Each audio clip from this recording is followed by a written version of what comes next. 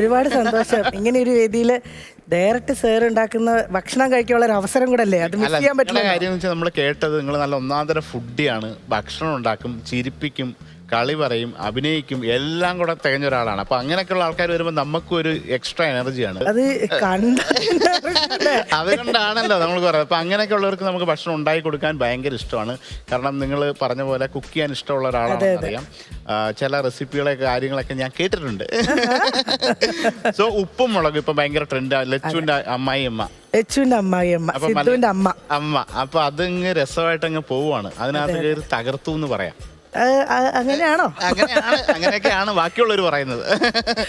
Okay, so ഓണമാണ്. എന്തൊക്കെയാണ് വിശേഷങ്ങൾ? ആദ്യം അത് പറഞ്ഞ് നമുക്ക് പ്രേക്ഷകരോട് ആ ഓണവിശേഷങ്ങളോടെ തുടങ്ങി ഒരു പാചകം നമ്മൾ ചെയ്യുന്നു. വേറെ ഏതാണ്ടൊക്കെ ഉണ്ടെന്നൊക്കെയാണ് പറയുന്നത്. നമുക്ക് എല്ലാം അത് വഴിയെ കാണാം. എന്തൊക്കെയോ ഉണ്ടെന്ന് എന്നോടും പറഞ്ഞു. അതെ, എന്തൊക്കെയാണെന്ന് കാണാം അല്ലേ? ഓണവിശേഷങ്ങൾ പറയൂ. ഓണം ഈ വട്ടം ഞാനിവിടെ നാട് എന്റെ കോട്ടയാണ്. അതെ. അപ്പോ എറണാകുളത്താണ് ഞാനിപ്പോ താമസിക്കുന്നത്. അതെ. അപ്പൊ എന്റെ ഈ വട്ടത്തെ ഓണത്തിന് ഒരുപാട് പ്രത്യേകതയുണ്ട്. ചിറ്റയും എല്ലാവരും വന്ന് ഈ വട്ടം എന്റെ വീട്ടിലാണ്. ഇവിടെ എറണാകുളത്താണ് ഓണം. ഒരു 10-18 പേര് ഫാമിലിയിലെ എല്ലാവരും ഉണ്ട്. അതെ അതെ അതെ.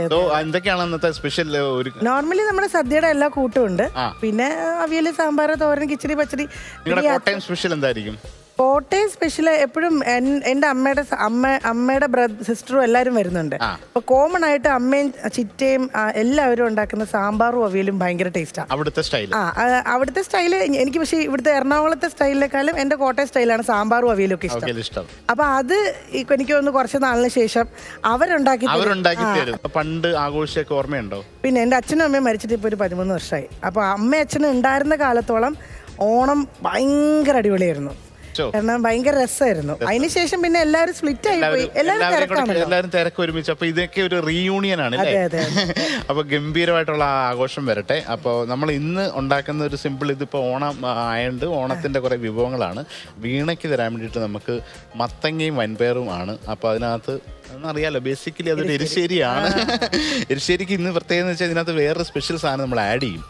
ഈ പംകിൻ സീഡ്, അതായത് മത്തങ്ങയുടെ കുരുവാണ്. ഇതിപ്പോ സൂപ്പർ ഫുഡിന്റെ ഗണത്തിൽപ്പെടുന്ന സാധനമാണ്. അപ്പൊ ഈ എരിശ്ശേരിക്ക് 2 ടെക്സ്ചർ ഉണ്ട്. തേങ്ങയുടെ അരപ്പുണ്ട്, തേങ്ങ മൂപ്പിച്ചു വിടും, വറവിലിടും.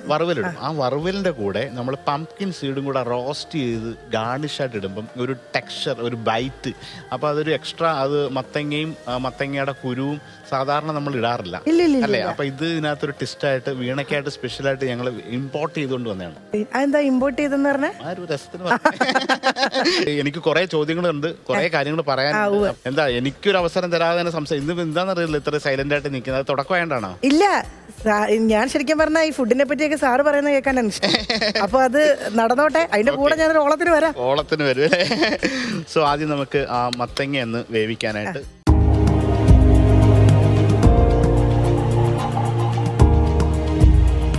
സദ്യ കഴിഞ്ഞിട്ട് പിറ്റേ ദിവസത്തെ 2 ദിവസം പിന്നെ ഈ ഫുഡുകളായിരിക്കുമല്ലോ ഫുള്ള് വീട്ടിലോടുക.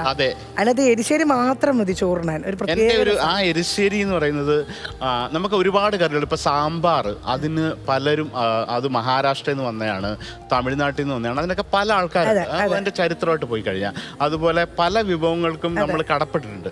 പക്ഷെ എരിശ്ശേരി, പുളിശ്ശേരി കേരളത്തിന്റെ സ്വന്തം സാധനം.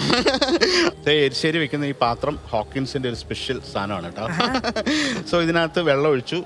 ആക്ച്വലി പല രീതിയിൽ ആളുകൾ കേരളത്തിൽ ഉണ്ടാക്കും. ഞാൻ ഇച്ചിരി മുളക് പൊടി, ഒരല്പം മഞ്ഞൾപ്പൊടി ഒക്കെ അറിയാം, കാണാപ്പാടമാണ്. ഇവരൊക്കെ ട്രഡീഷണൽ കോട്ടയംകാരിയാണ്. പിന്നെ ഈ സദ്യയുടെ കാര്യം കൂടെ പറയുകയാണെങ്കിൽ ഇതൊക്കെ അതേ പറഞ്ഞില്ലേ, അതുകൊണ്ട് ഇടുന്നതിന് മുമ്പ് തന്നെ അടുത്ത ഐറ്റം പറഞ്ഞു.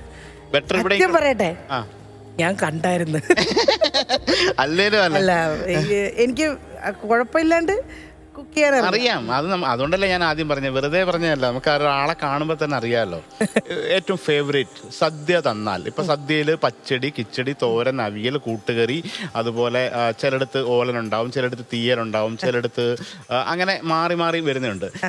നാരങ്ങ അച്ചാറുണ്ട്, പുളിയിഞ്ചി ഉണ്ട്, ഇഞ്ചിക്കറി ഉണ്ട്. അപ്പൊ ഇതെല്ലാം നിങ്ങൾ ഈ അഭിനേതാവായതുകൊണ്ട് കേരളത്തിലുടനീളം പല ലൊക്കേഷനിലൊക്കെ പോയിട്ട് എല്ലാ സദ്യയും കഴിച്ചിട്ടുണ്ട്. ട്രിവാൻഡ്രം മുതൽ കാസർഗോഡ് വരെ പോയിട്ടുണ്ട്. അപ്പൊ ഏറ്റവും ഫേവറേറ്റ് സദ്യയിലെ ഡിഷ് ഏതാണ്? എനിക്ക് അവിയലാണ് ഇഷ്ടം. ഞാനതല്ല പറയാം, അമ്മ വെക്കുന്ന എന്റെ ചിറ്റയൊക്കെ വെക്കുന്ന അവിയല് അതിനൊരു പ്രത്യേക ടേസ്റ്റാ. അതിപ്പോ ഞാൻ എത്ര വീട്ടിലുണ്ടാക്കിയാലും സെറ്റ് ആവില്ല. ഇല്ല, അതിന്റെ ആ തേങ്ങയുടെ കറക്റ്റ് അരപ്പും ആ ചതഞ്ഞ് കറക്റ്റായിട്ട് മാറുന്നതും അത് ചിലയിടത്ത് അവിയലിന്റെ ആ ഒരു നിറം പോലും മാറാൻ പാടില്ല അല്ലേ? അവര് ആ മഞ്ഞൾ ഇടുന്നതിന്റെ ഒരു പോലും പോയി. അപ്പൊ അത് ഈ ആ കൃത്യം കണക്കില് ആ അളവിനനുസരിച്ചിട്ട് ആ കൈപ്പുണ്യം എന്ന് പറഞ്ഞത് ശരിക്കും പറഞ്ഞാൽ ഞാൻ വിശ്വസിക്കുന്നില്ല. എന്താണെന്നറിയോ, അത് സത്യസന്ധമായിട്ട് കൈപ്പുണ്യമല്ല, പ്രാക്ടീസാണ്. അത് നിരന്തരമായിട്ട് ഉണ്ടാക്കി തെളിയുന്നതിനാണ് ഈ ഒരു നമ്മൾ ഒരു തുടർച്ചയായിട്ട് കൺസിസ്റ്റന്റ് ആയിട്ട് ഒരു കാര്യം ഉണ്ടാക്കിയാൽ കൈ വരുന്നത്, അത് കൈപ്പുണ്യമാണ്.